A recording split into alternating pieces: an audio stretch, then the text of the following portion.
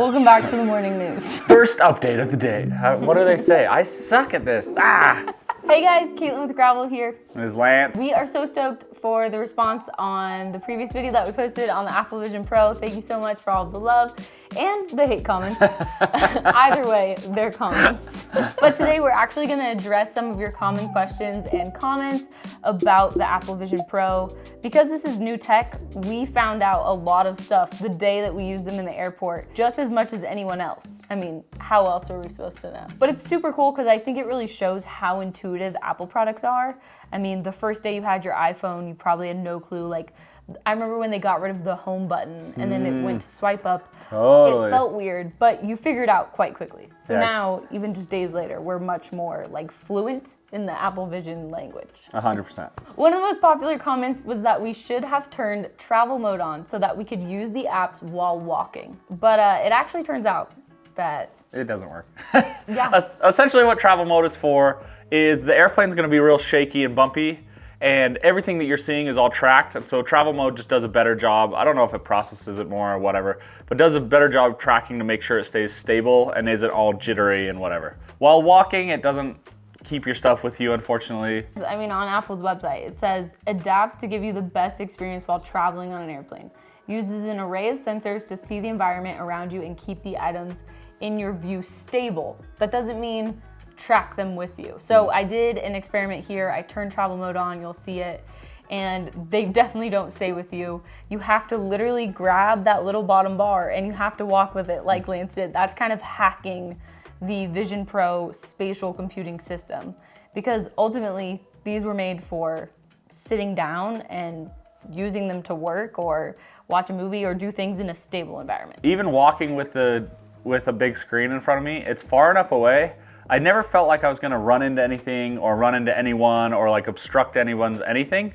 It felt kind of safe. I mean, we're not suggesting you do it, but for me personally, I didn't feel reckless while walking holding that either. You're completely aware of your surroundings. I think the trippiest thing is that you are seeing the world basically in the exact same way. We're just talking about how you wouldn't know that these are cameras seeing your world. The only time you notice it is when you're in low light because it's noisy. It looks like you're watching a noisy video, you know, like where there's grain. You definitely can see everything that's going on.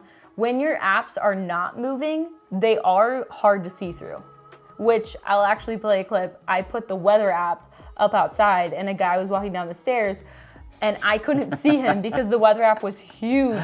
And all I saw was like his shoes pop up under the app and it freaked me out.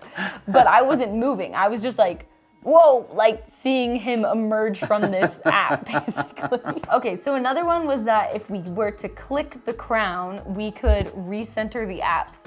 So when Lance lost his text messages and the YouTube app and he had to go backwards to go get them, that was honestly hilarious.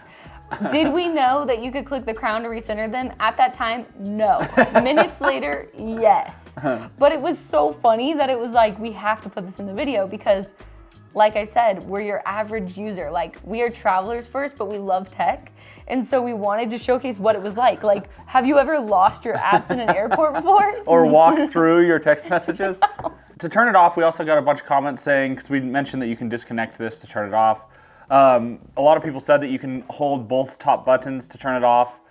We're still just gonna disconnect it to turn it off. Yeah. Another thing you guys brought up was that we didn't test the immersive videos and photos on an airplane, which you're right, we didn't. But I'm gonna show you some just from kind of testing it out here. The high quality of the photo is so good that you do feel like you're genuinely in that scenario, like the Mount Hood one or whatever, when it like, you know, covers the whole thing, so. It's also noted, I know some movies have 3D things and you can, whatever.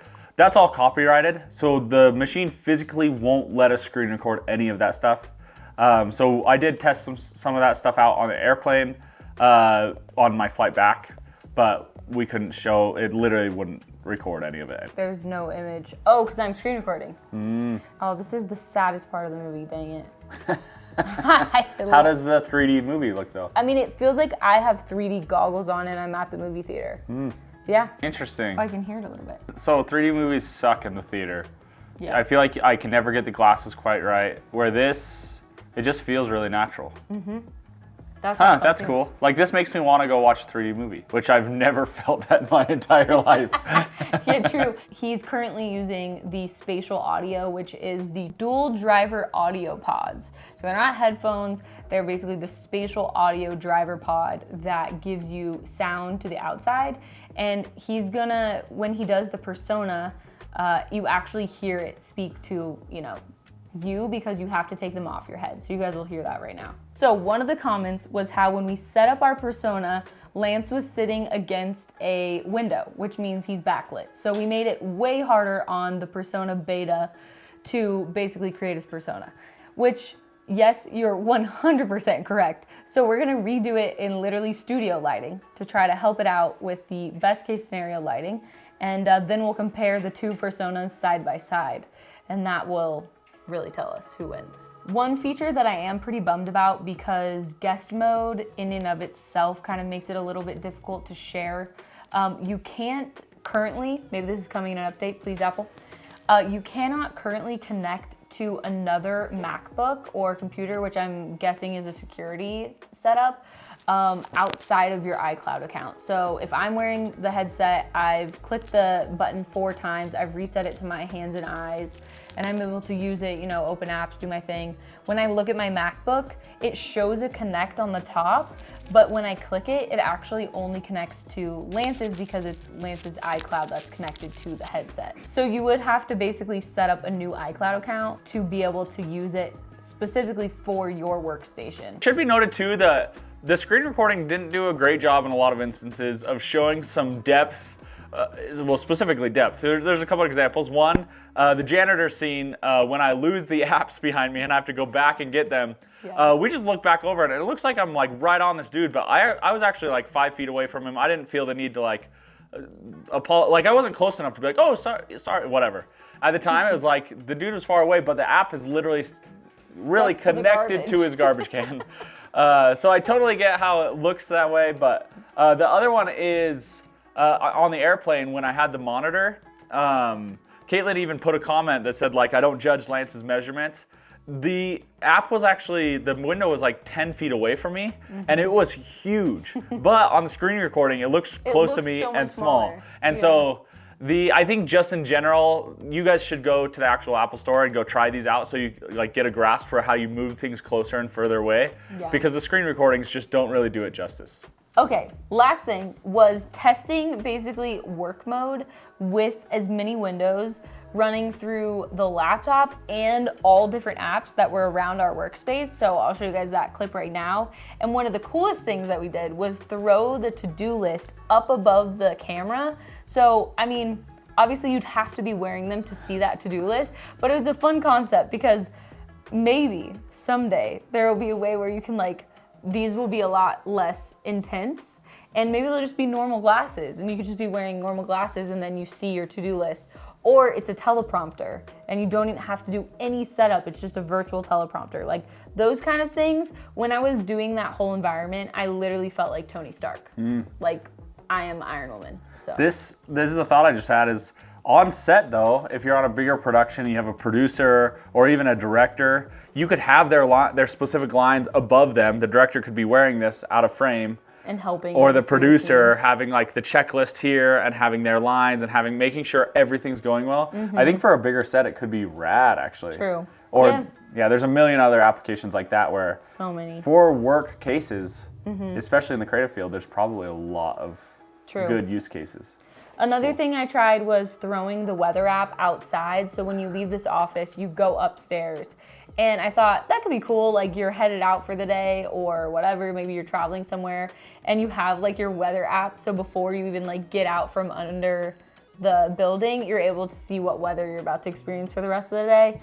I mean, obviously we're so used to just looking on our phone and having a weather app open.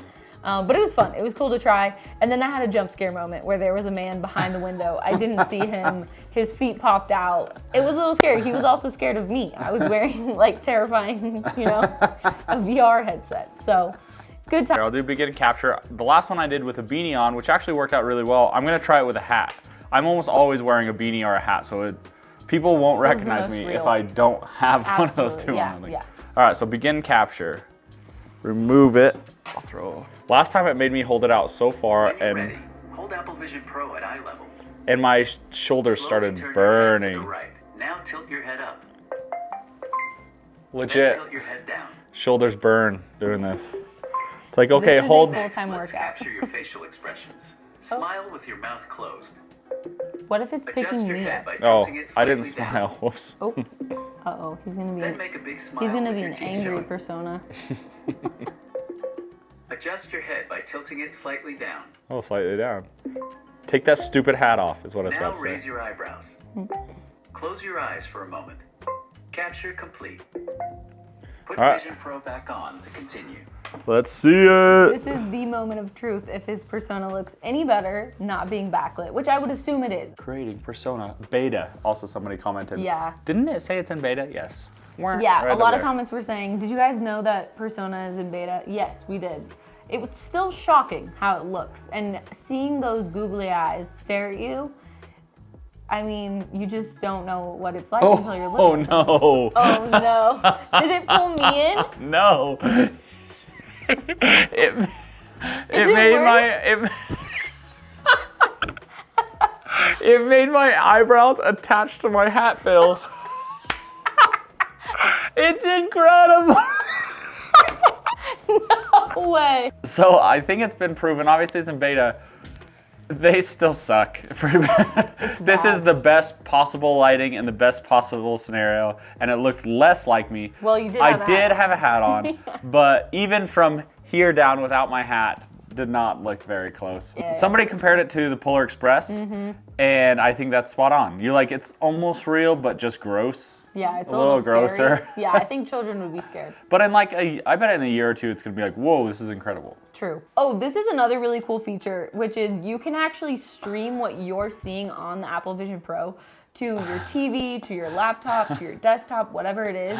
So people around you can actually feel like they're immersed in the experience with you versus having to explain it. Because when you have them on, you want to explain what you're seeing.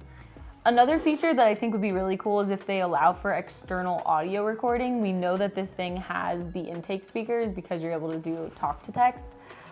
Because wearing them and then being able to capture the audio of the environment around you would be really cool. But as of right now, when you screen record, you're just getting the internal sounds that are playing into your ears through the spatial audio. So, or through the dual pod. Well, thank you guys for watching. This has been way fun creating that last video, being awkward in the airport.